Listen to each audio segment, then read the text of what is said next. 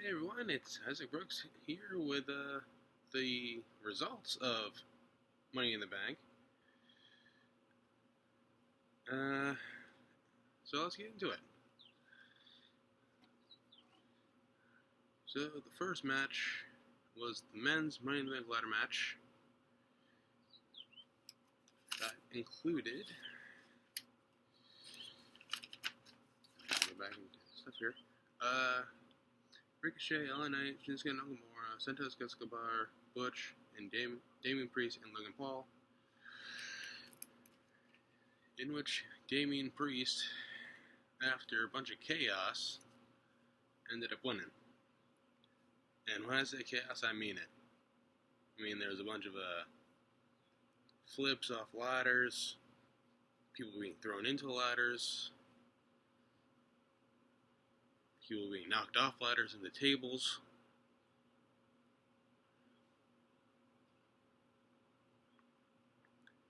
And for like big examples of that kind of thing, we had I believe it was Ricochet doing a spin like 450 or whatever kind of move on Butch and Escobar, who were laid out on one ladder. And then later on, we had Butch do a big moonsault off the ladder on the outside into a big pile of the stars, excluding Logan Paul, who pretty much during the whole thing was weaseling his way, trying to win. I almost forgot to bring up the thing that happened at the beginning there with Logan Paul, kind of being surrounded by the rest of the wrestlers in the match, and he got pretty much pig-piled and beat down. So that was pretty funny. But yeah, anyway,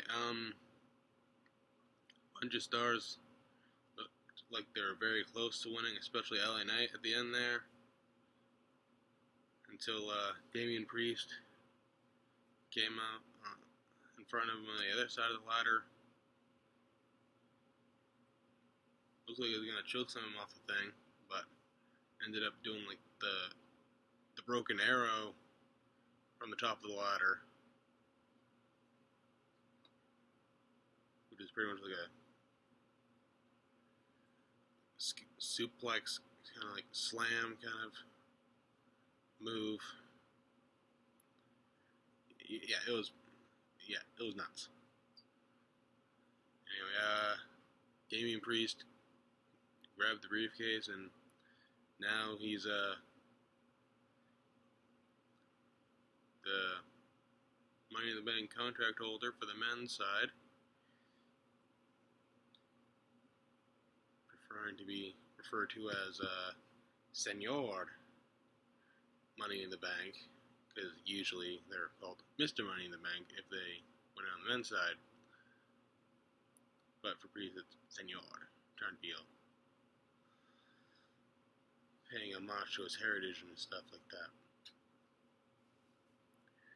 And then had the women's tag team title match, and there was definitely quite a bit of a shocker in this one.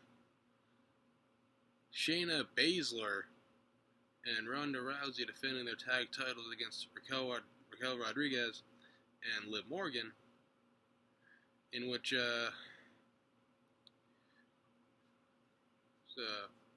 for the most part, somewhat one-sided match with Ronda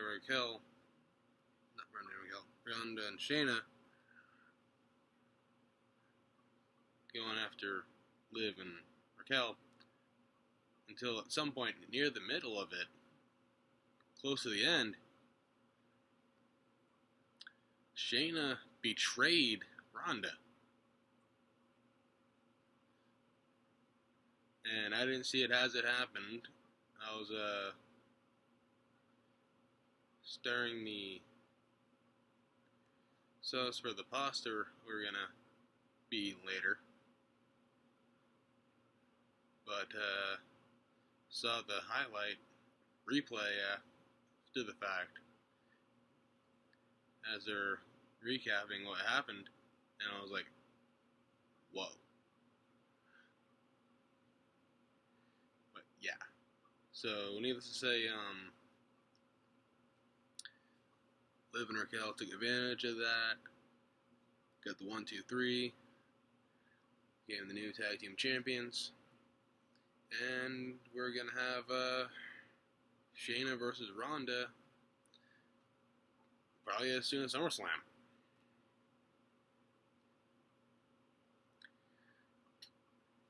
And the surprises didn't stop there, let me tell you.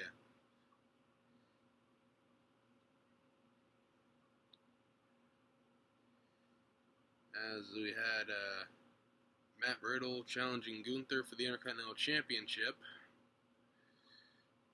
The surprise doesn't come until after the match is over. But, yeah. Gunther and Riddle had a fairly back and forth match.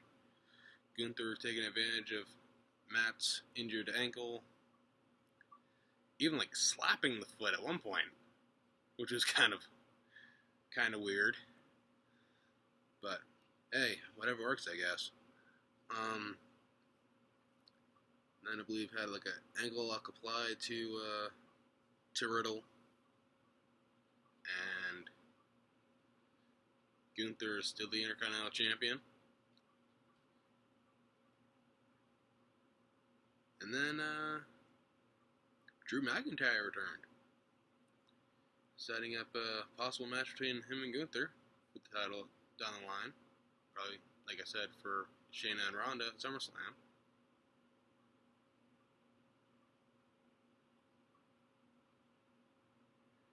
Then it was Cody Rhodes versus Dominic Mysterio. And not as many shenanigans happened in this match as I was fearing. I mean, there was still like the Rhea Ripley factor, just not as prominent as one would have expected. No other members of Judgment Day, because I'm guessing Priest was still contemplating on if he was going to cash in on the same night or not, and whatever. And of course, Finn Balor preparing for his world title match against Seth Rollins later on in the night. And there was no appearance of Brock Lesnar at all. So Cody only had to deal with Ripley and Dominic. And Cody was able to get the win without much of an issue. And then, pretty much out of nowhere, John Cena shows up. And Cena literally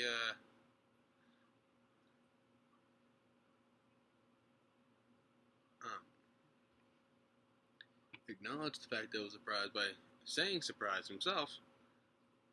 And he was surprised that he had as big a reaction as he did without having it be all split.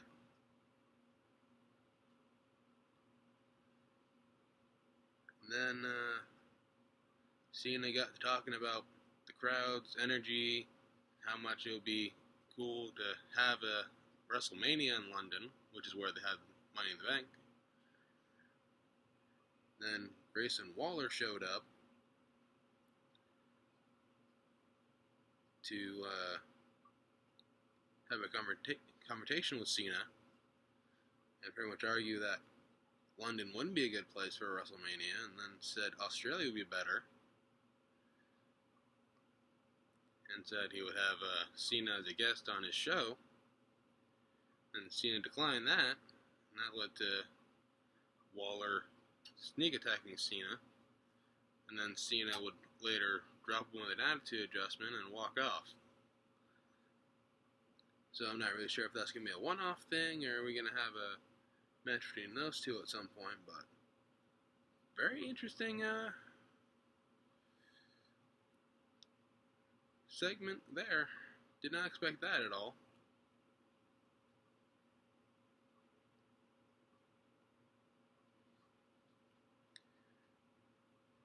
Then some more unexpected things happened, but also were expected at the same time. With the women's Money in the Bank ladder match, that included Becky Lynch, Zoe Stark, Zelina Vega, Bayley, Io Sky, and Trish Stratus. And almost no sooner after the entrances were close to being done, I believe it was Zoe Stark ran out to charge at Becky, who was still coming down to the ring, and fighting pretty much started since then.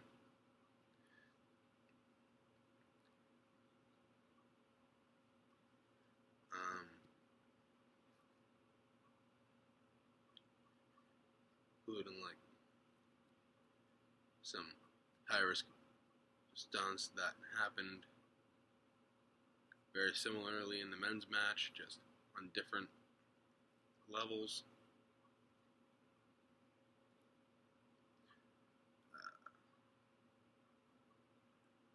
Even at one point, Zelina Vega doing a sunset flip powerbomb from the ladder into another ladder onto Zoe Stark. And people got tossed into the barricade a bit, I think. You know, now thinking about it, that did happen.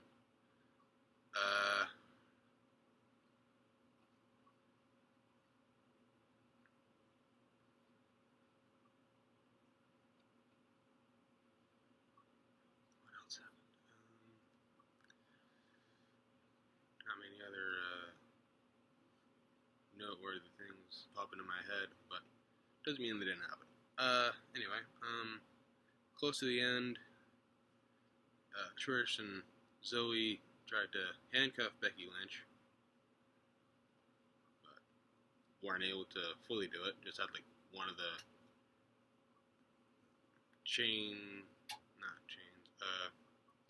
handcuffs on her wrist, and the other side didn't come into effect until the end of the match, when Io Sky connected Bayley to the other end of the handcuffs after we are to assume that Bayley knocked Io off the ladder. Then Io, of course, as I just said, had Lynch and Bayley handcuffed to each other while they were climbing the ladder, restricting their movement to get up higher and get the briefcase.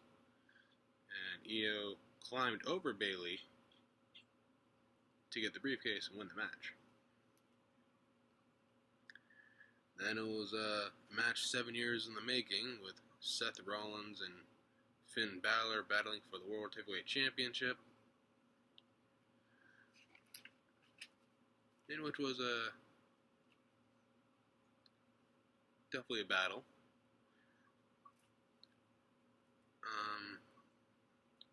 Damian Priest made his presence felt.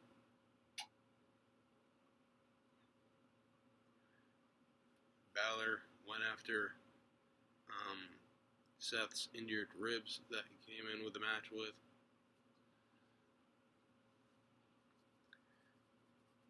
At some point, it almost looked like Priest was going to cash in, make it a triple threat, but just kind of sat there.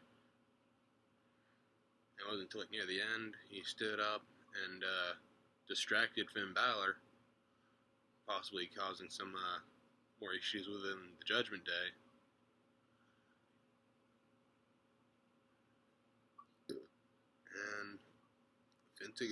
And Seth took advantage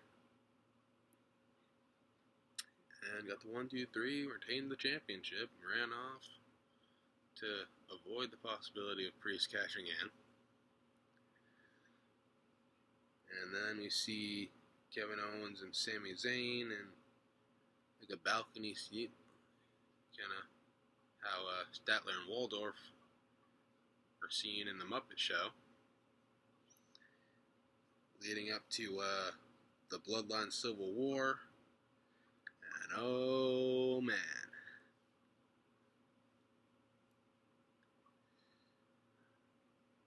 it might not have been the craziest match of the night, but the ending was definitely noteworthy. But we'll get to that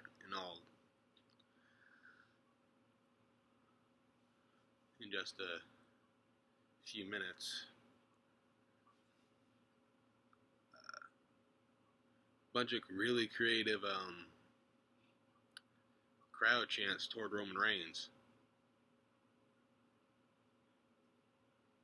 Like the usual one that I believe started at Elimination Chamber this year with the F.U. Roman, but they didn't say F.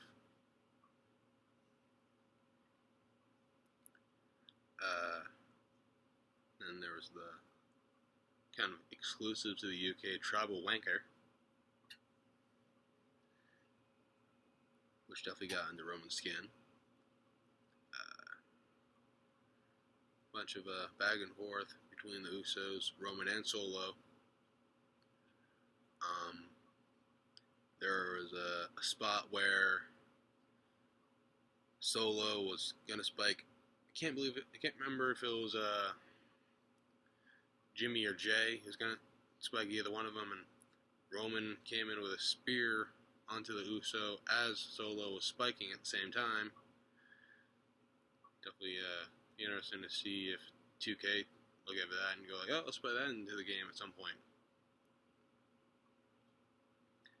Yeah, when they do that, can they put KO and Sammy's stunner to a hula kick combo in there too? Anyway, at some point, I can't remember if it was after that combination of moves, they did the stack pin, kind of like what Roman did at what WrestleMania was that? The one after the whole pandemic thing with the triple threat with Roman defending against Edge and Daniel Bryan. Anyway, he did try to replicate that. Both Usos kicked out at the same time.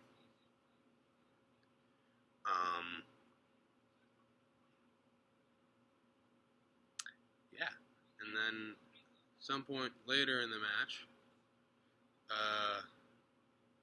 Solo was going to leap onto, I believe it was Jimmy, but took too much time posing, and you can definitely tell that's going to anger Roman more and cause some issues with him and Solo. And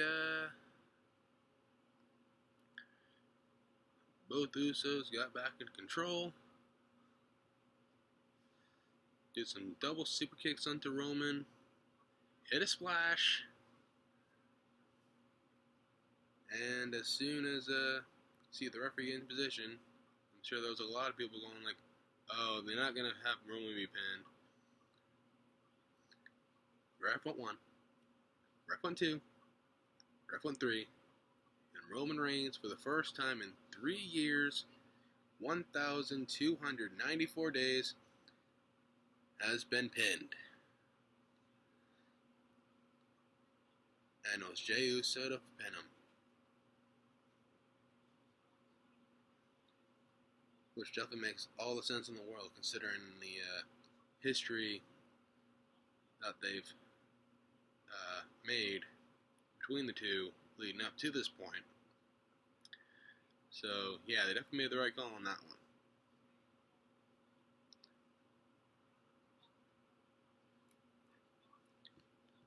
But anyway, that's all for this one. If you enjoyed it, give it a thumbs up. Consider subscribing if you're new to the channel. And I'll see you next time.